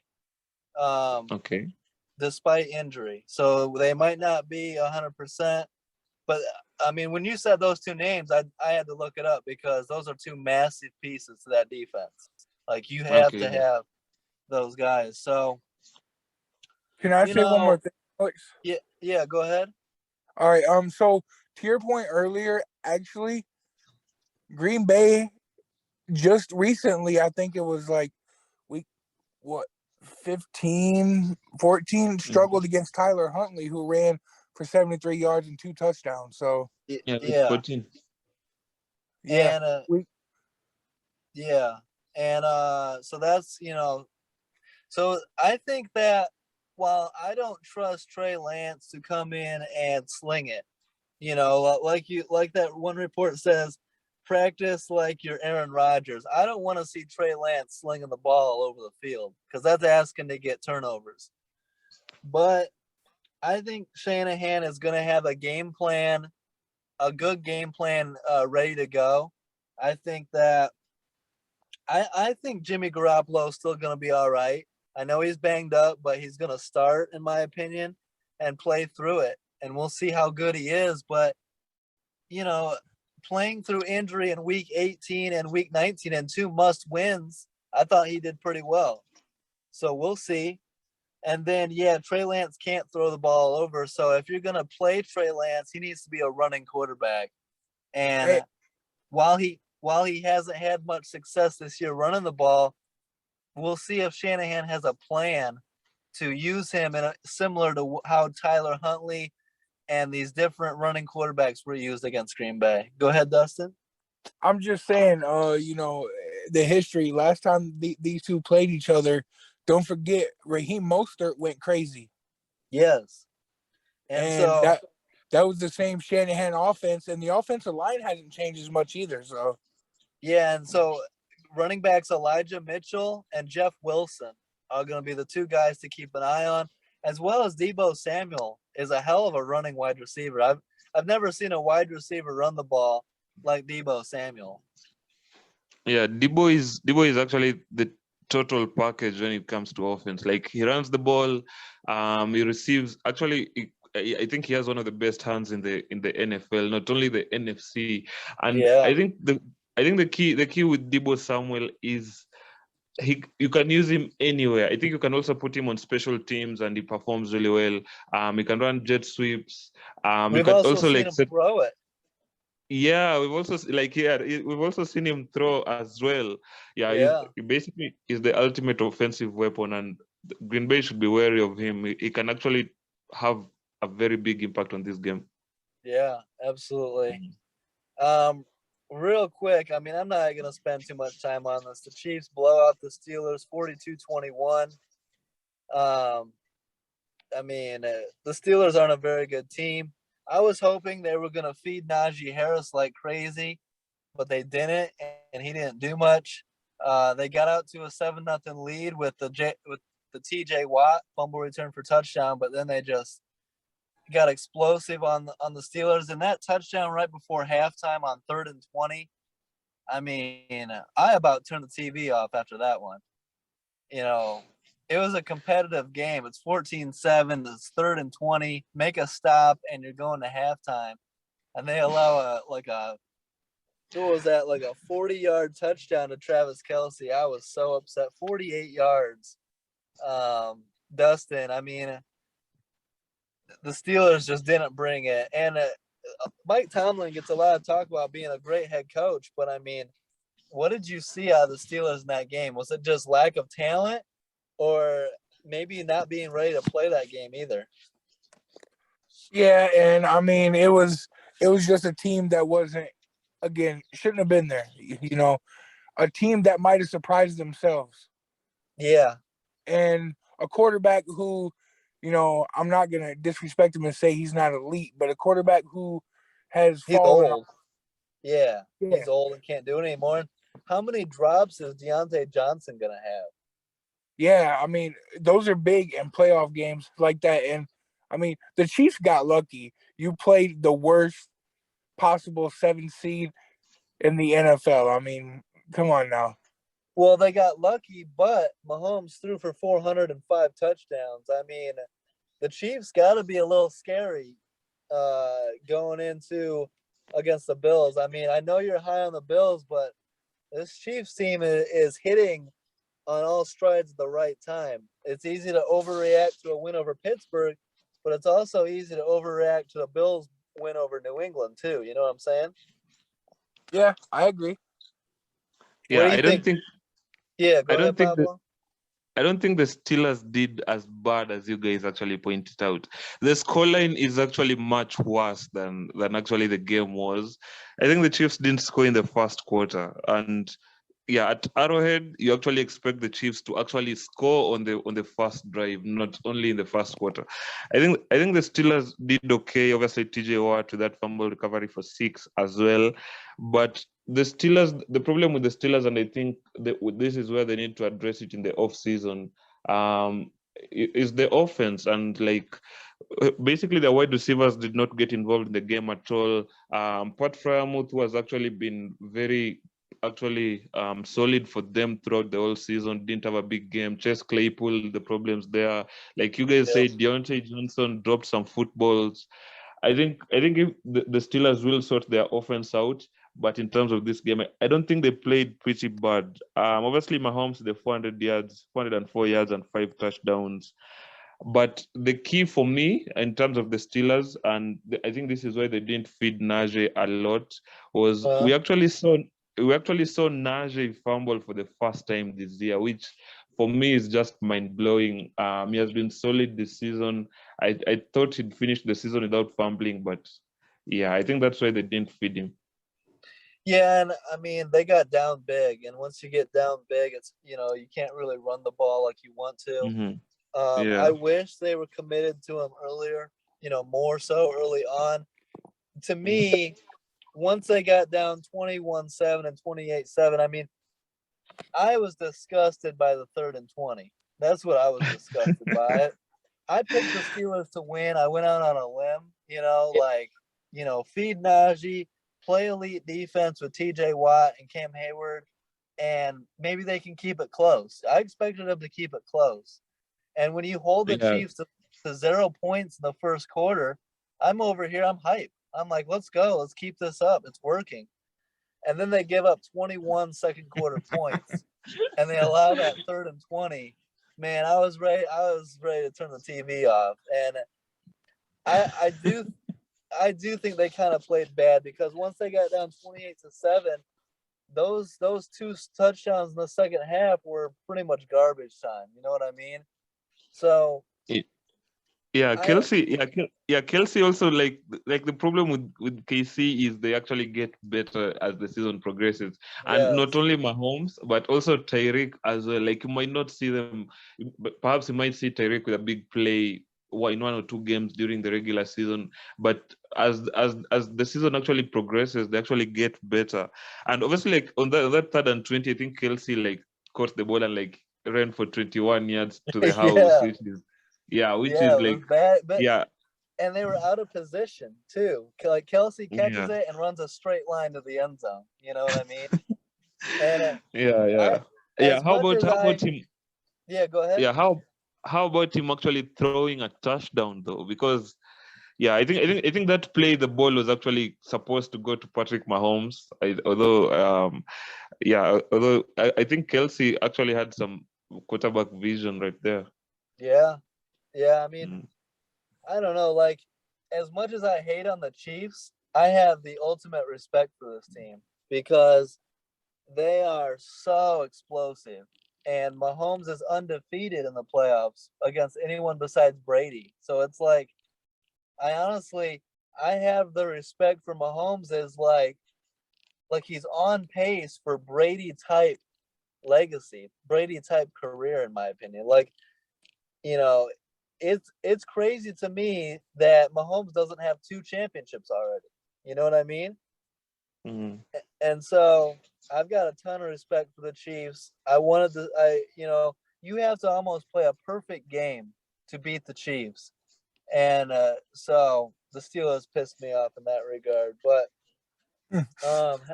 hell of a career for Big Ben, 2-time champion, 6-time Pro Bowler, 2-time passing yards leader. He's been in the league since 2004. So ever since I was back in high school. So a hell of a career for Big Ben. I feel old seeing him retire. Um, I but was just, hey, damn. yeah, so the Chiefs are going to be a major threat. Let's go to a divisional round here, because I have a feeling we're going to talk a little bit about this. So Bengals Titans is the first game on Saturday. I know the sexy pick right now is Cincy. The overreaction to the wild card round is the Bengals beat the Raiders, which they should have done. They took care of business and got the win, but the Bengals were a better team than the Raiders. So they took care of business and got that win. Bengals at Titans with Derrick Henry coming back. Let's even leave Derrick Henry out of this. How good did the Titans look to the end of the year with Tannehill, A.J. Brown, Julio Jones, Ferkser, even Dontrell Hilliard and Deontay Foreman at running back. And now you add Derrick Henry. I think the Titans are a serious Super Bowl contender. And I think the Titans take care of business and win this game at home over the Bengals. I think a lot of the hype is going to go to Joe Burrow and Jamar Chase and the Bengals. I don't think it's good enough to beat the Titans. What do you think, Pablo?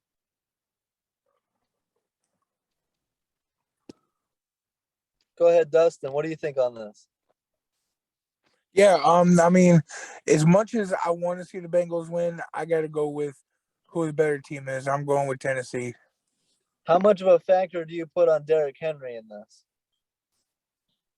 With him playing or him not playing, with him playing, like this Titans team is good without him. I think you would agree with that. Yeah.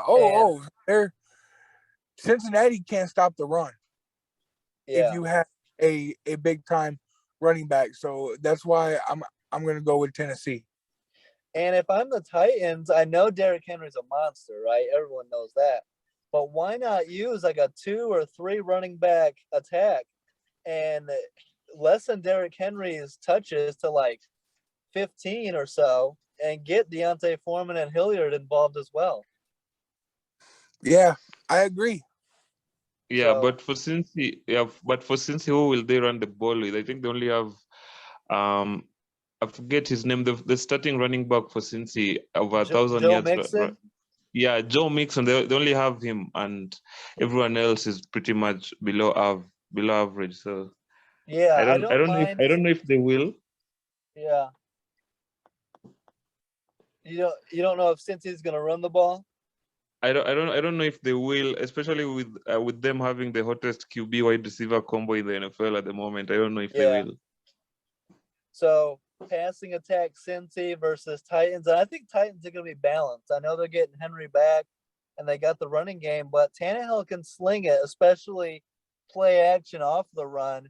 That should open up A.J. Brown, Julio Jones, Nick Westbrook-Akina, guys like that. What do you think, Pablo? Can the Bengals go into Tennessee and pull this upset? I'm going Titans.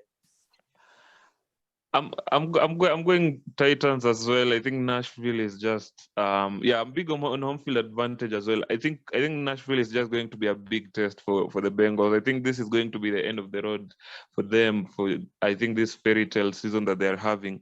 Yeah. Obviously Julio Jones actually caught his first touchdown in week 18. I Yep. don't know if you guys remember, for the Titans. And obviously him and AJ Brown are going to be big for the Titans. And if the Titans are actually getting back Derrick Henry, I think whoever they face up in the AFC Championship game, if they actually get there, will actually have a big task on his hands. And Tannehill is actually getting better. I think he had like 3 straight games with 100+ passer rating. Yeah, I think he's actually getting better. And if he actually balls out and that defense as well, although the secondary is a little bit, I'm not entirely sold on the Titans secondary, but that D line with Landry, Autry and Bud Dupree, I think the Titans will win this one. I think the Bengals will not stand a chance. Yeah, I think the Bengals will put up some points. I mean, I got some pretty good faith in Joe Burrow based on, I think he's playing pretty good football, but I think the Titans win. I could see it being like a 31-24 type of game. I think the Bengals put up some points, but I got the Titans in the end. And then I can see this being like a 31-17. Yeah.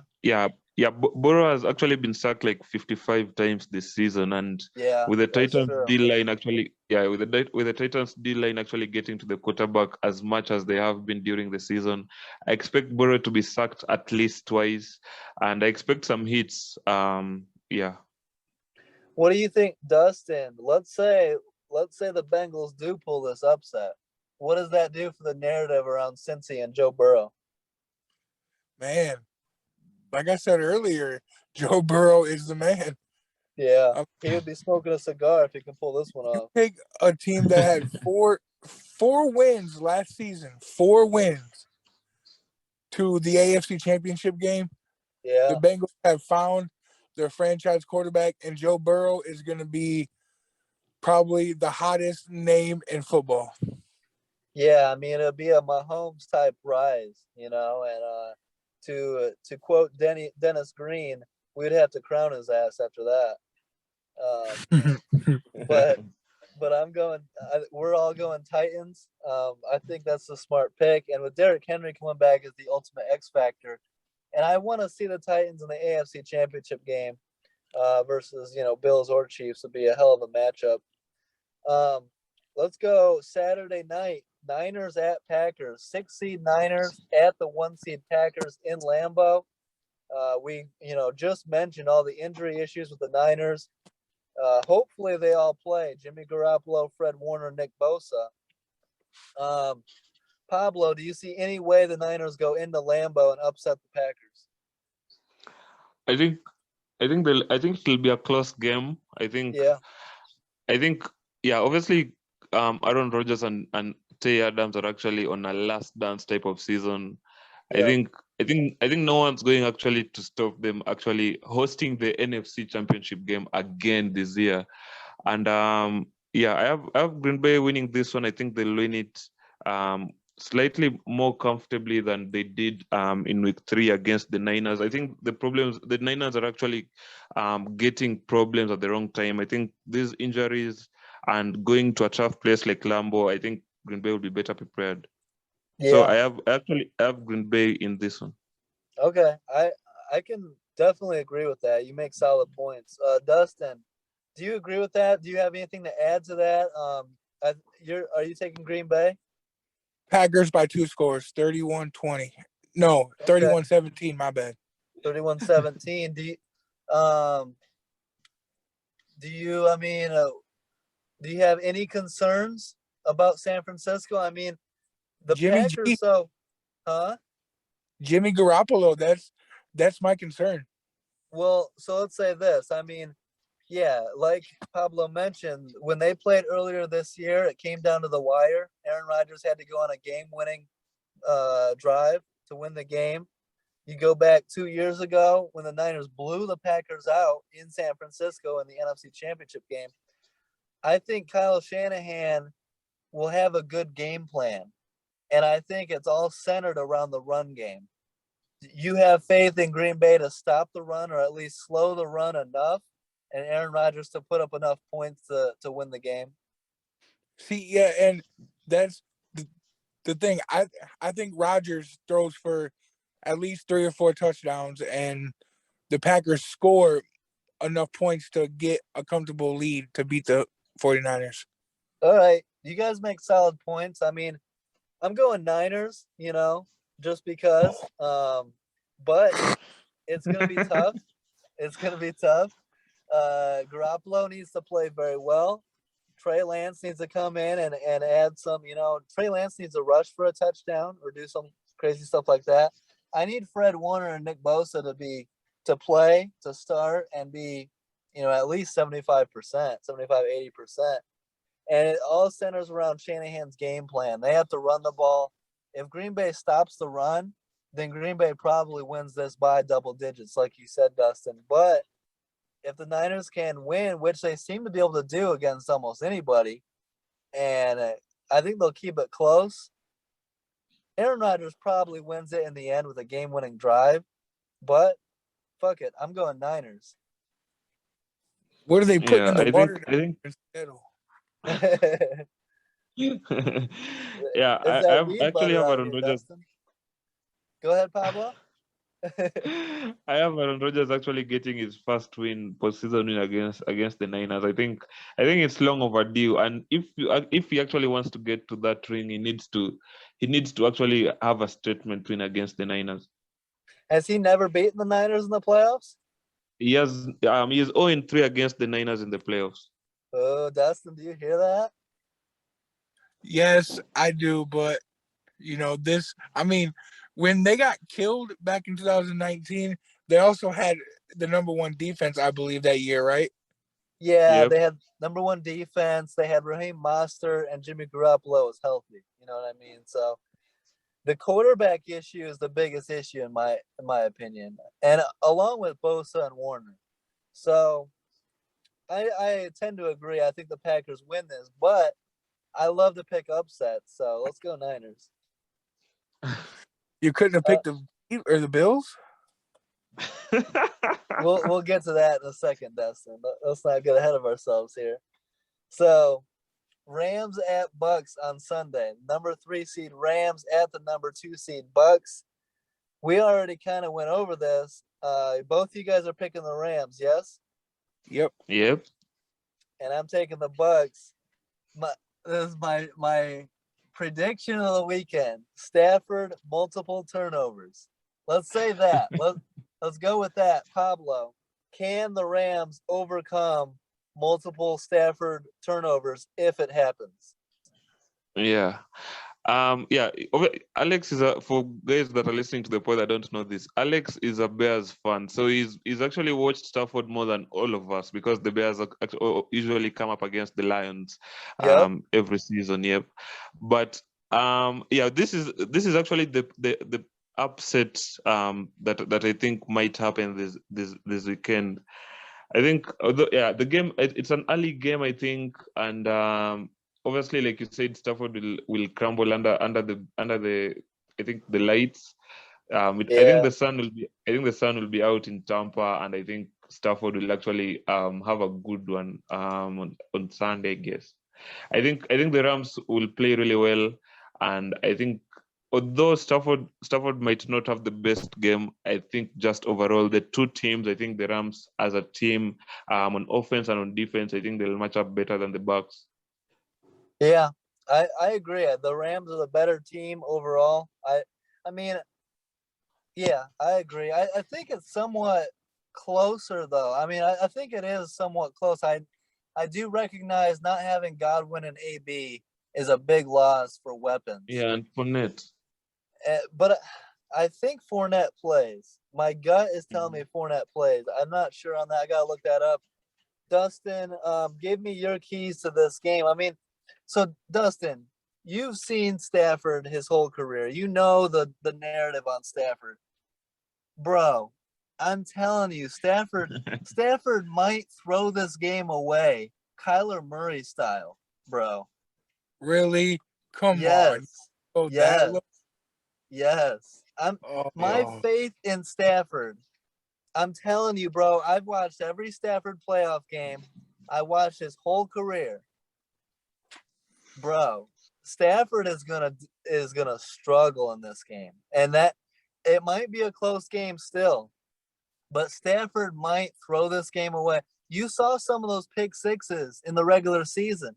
Some of those made no sense. I'm telling you, that Kyler Murray pick six he threw out of the end zone, Stafford might do the same thing.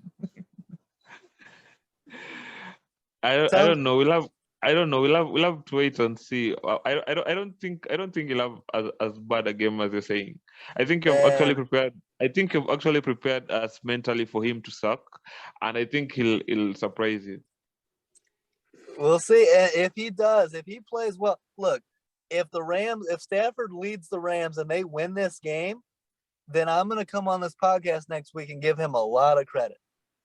But I've never seen it. I've watched Stafford's whole career.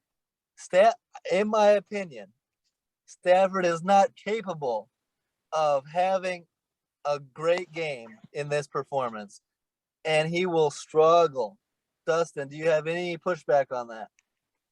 Well, when you asked me earlier, my two keys are, first of all, feed Cam Akers. I think that's going to be huge. A big Akers difference. and Michelle, that two-headed running back combo is key. Yes, but Matthew Stafford has the second best wide receiver in the NFL. Okay, and Cup and OBJ solid, and Higbee's not bad. And see, that's the thing. When they want to put up points, they can. But I'm trusting Stafford. I'm going out on a limb. I've done that a lot this year. But don't do it. Don't get on this podcast and say I'm trusting Stafford. Don't do that, bro. Yeah, I think the hotter take is I'm trusting Sean McVay. I think if he goes to the Super Bowl with Jared Goff, he can actually get to the Super Bowl with Matt Stafford. I agree with that logic. I do. Yeah. Let me say this. I'm already laughing because I know what I'm about to say here. If Jared Goff was starting on Sunday, I would have more faith. Wow, that's a vibe. Is this one of the ones where I just hang up and call you back later? Bro, I'm telling you, as a guy who's seen Stafford's career, do not buy this, Dustin. Do not go down this route. You know who Matthew Stafford is. Do not. I don't know. We'll just see Sunday. Yeah, it's gonna be. Look, I hope it's a good game. I hope it's competitive. Leonard Fournette tweeted yesterday. He said, "I will see you guys Sunday." So Leonard Fournette says he's playing. Yeah, I think he also trained Wednesday. So if he plays, maybe it's a close game. Yeah. Well. Yeah. So do you think the Rams might blow the Bucs out? I think the Rams defense will be key in this one, especially if Fournette doesn't play. Although the Rams are very good against the run, Fournette is a different position altogether. So I think if he doesn't play and the Bucs actually run the ball with Bernard and Vaughn, I think it's a different conversation than if Fournette plays. I think if Fournette doesn't, I think the Rams will win by 2 scores. I think if Wow, I actually do. I think they might win by something like 10 points if Fournette doesn't and someone like a Tristan Wirfs. But I think if Fournette plays, it's actually closer than we think. I think 27-24 if Fournette plays. Yeah, I'm pretty much I've been banking on Fournette playing. Like, I think a few weeks ago, I saw the news that Fournette was most likely going to be back for the playoffs. So mentally, I already have put Fournette in. So when Fournette didn't play against Philly, I was surprised, but they were able to overcome that. It was like, oh, it's the Eagles. They should still win that easily, which they did. They absolutely need Fournette, and for this game, if Fournette doesn't play, they might lose. I can agree with that. But go ahead. Yeah, I have a question for you guys on this. Yeah. Like we've seen this happen a ton of times where someone comes back from injury and it seems like he's going to be the Messiah. He's actually going to save that team. He's actually going to basically take the game by himself. Do you think this might actually set him up for collapse? Obviously, it's first game back. He hasn't played at all since I'm not sure how long. Do you think this might actually set him up for failure because it seems like he is the running back that they're actually looking forward to? Obviously, he is playoff Lenny. He was big for them in their playoff run and like that Super Bowl run. Do you think this him actually coming back and everyone saying that Fournette is back now that the Bucks are going to be even better? Do you think this might set him up for failure? I think I agree with what you're saying. I think that there's more pressure on Derrick Henry in that regard, in my opinion. Like, the expectation is Derrick Henry is the superstar, the game changer that makes the Titans a championship-worthy team. So if Henry struggles, then everyone's gonna, then maybe the Titans lose. But I think the Bucks getting Fournette back is key to just add him to the running back room, because having Fournette, Ronald Jones, and Keyshawn Vaughn is a pretty good combination there. If you don't have Fournette, then you're asking a lot out of Ronald Jones and Keyshawn Vaughn, and I don't like that. So there might be some pressure to your point, but Fournette doesn't need to carry the load. He just needs to be in there for some splash plays. You know what I mean? Do you agree with that, Dustin? Yeah, and to mention, I believe Fournette is actually really good at catching out of the backfield. Yes. Yep. So like some screen passes. Yeah, which could be huge. I mean, you want to talk about a 10-yard play. I mean, why not a screen pass to, your best running back? And that situation is going to be huge with him coming out of the backfield and adding an extra dink and dunk weapon for Tom Brady. Yeah, and I like the idea. The Bucks do throw a decent amount of screens. I like the idea of like having Fournette and Ronald Jones together in the backfield until you can go to either side. And they also like to throw tight end screens to Bray and Gronk, so it'll be interesting. But man, I can't believe you guys are going with Stafford. We're gonna have to be tweeting and talking during that game.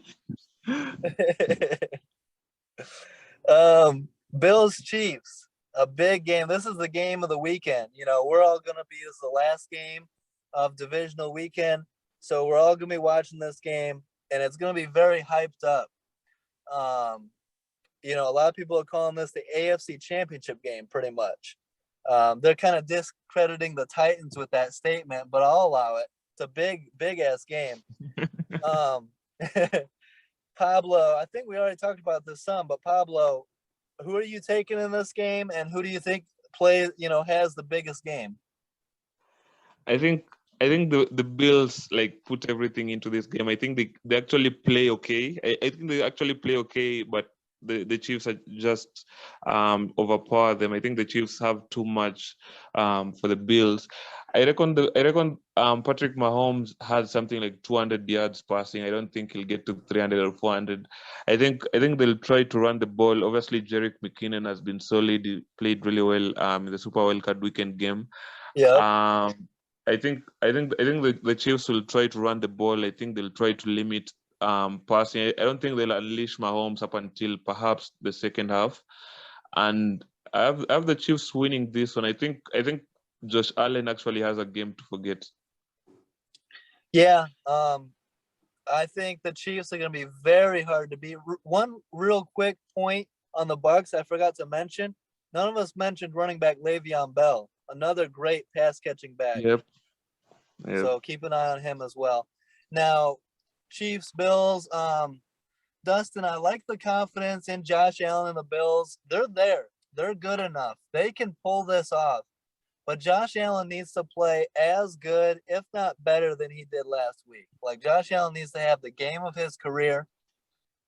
He can't turn the ball over, and he needs to be very impactful running the ball. He needs to go for like 100 yards rushing and a touchdown or two.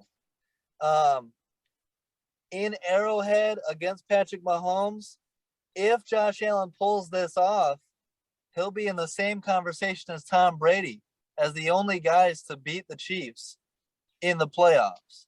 So that'll be massive for Josh Allen's career and the narrative about him. I'm taking the Bills just because I want them to win, but I think it's much more likely Josh Allen struggles a little bit and the Chiefs take care of business and go to the AFC Championship game. Dustin, give me your side, your take. All right, so this is a very hot take, okay? Yeah.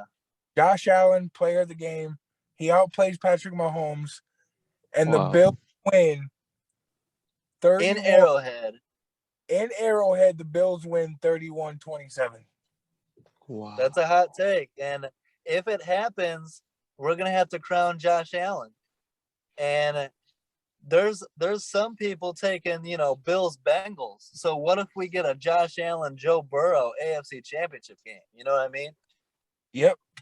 Two up and coming quarterbacks. I'm rooting for the Bills. I have questions about if Josh Allen can play that well 2 weeks in a row. Do you agree, Pablo? Are you still think Josh Allen needs a couple of years to reach his prime and take that next step? I think is nearing the peak. I think he's nearing his prime. Obviously the AFC Championship game last season must have been the confident boost that Bills franchise needed. Obviously, they haven't won a Super Bowl, that franchise, and I think Josh Allen will be the first quarterback to actually get them a ring. Yeah. But I don't think it's going to be this season. It might not even be the next season. But I think it's coming, actually, right? Yeah, you can feel it. It's coming.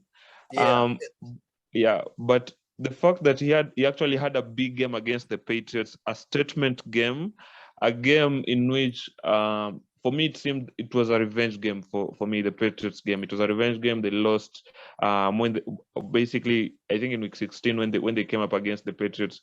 But the fact that they actually won that game and they won it convincingly, they played so well. The Chiefs will be coming into this one wary of how good the Bills are. And yes. I think also the pressure of just coming off of a W. I think the Bills will not come into this as they will not come into this one better prepared than the Chiefs will. Yeah, like the Bills beat the Chiefs in the regular season and beat them pretty good. Yeah. And so the Chiefs are going to be so ultra focused and so, they're going to take that personally. And so, Dustin, you're talking about Patrick Mahomes, Andy Reid, Kelsey, and Tyreek with a chip on their shoulder. And the defense with Tyrann Mathieu with a chip on their shoulder. So, this is very tough game for Josh Allen to win. He didn't get it done last year in Arrowhead.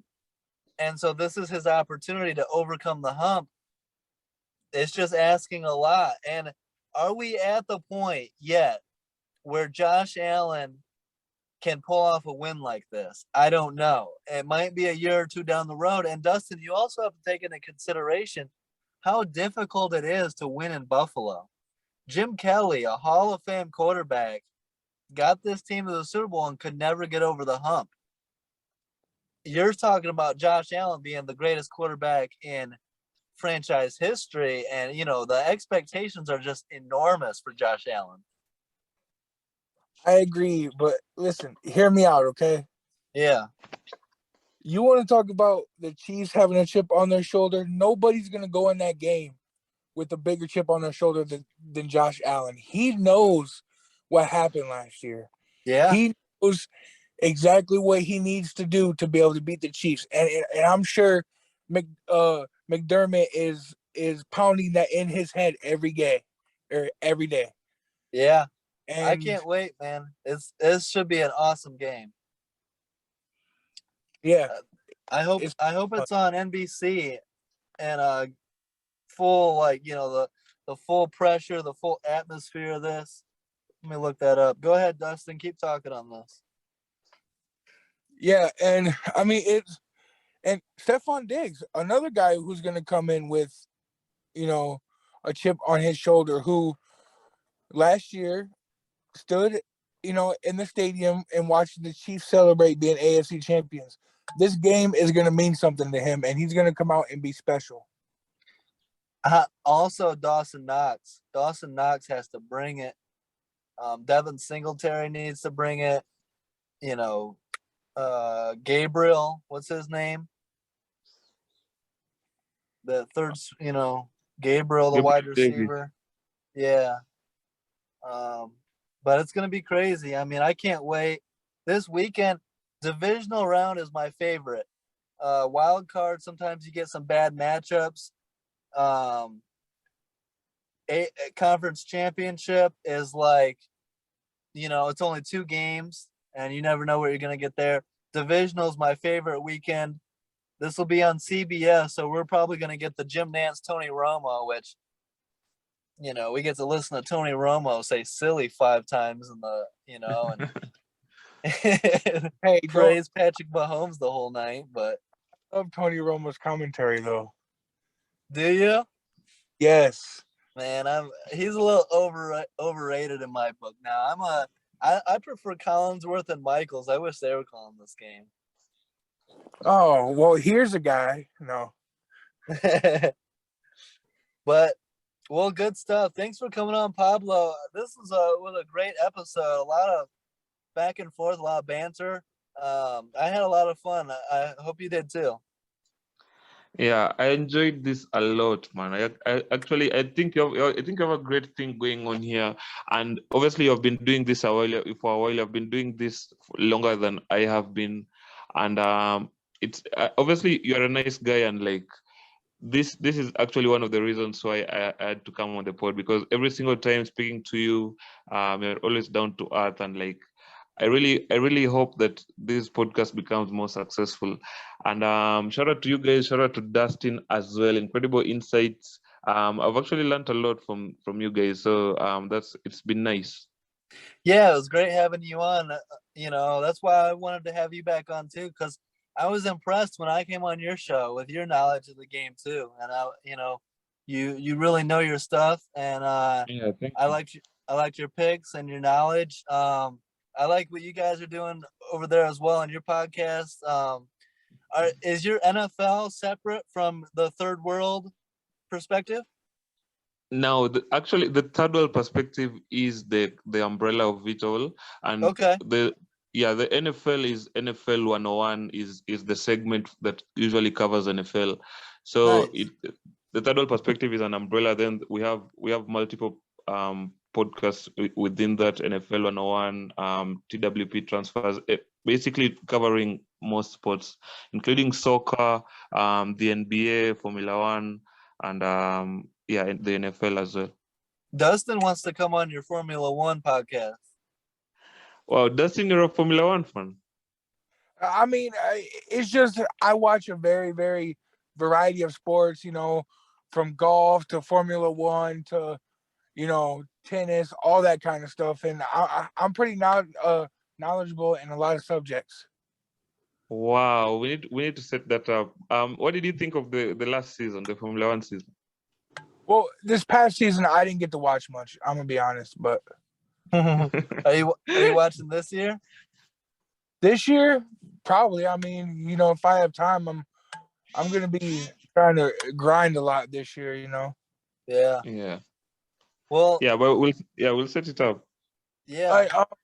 I I just want to say, yeah, thank you, Pablo, man, for you being on the other side of the world. You're very knowledgeable about the sport, and you made me better tonight. So I appreciate that. Yeah, thank you, man. It's been nice chatting to you guys. You guys are the best. I know you guys need to go to sleep, but I'm starting the day, so it's yeah, it's different. Yeah, that's cool though. It's awesome to talk to you, you know, on the other side of the world, and I really appreciate you coming on and following us on Twitter and all the back and forth and the debates and stuff like that. So it's always good. We'll have to get on your podcast as well, and you For know, sure. maybe get some player interviews. We're working on some player interviews for the playoffs and stuff. So we'll keep everybody posted. I hope you guys enjoyed this episode. Don't forget to like, subscribe, and leave a comment and let us know what you think. And have a great divisional playoff week and hopefully a great weekend of football. Thanks, guys, and peace out.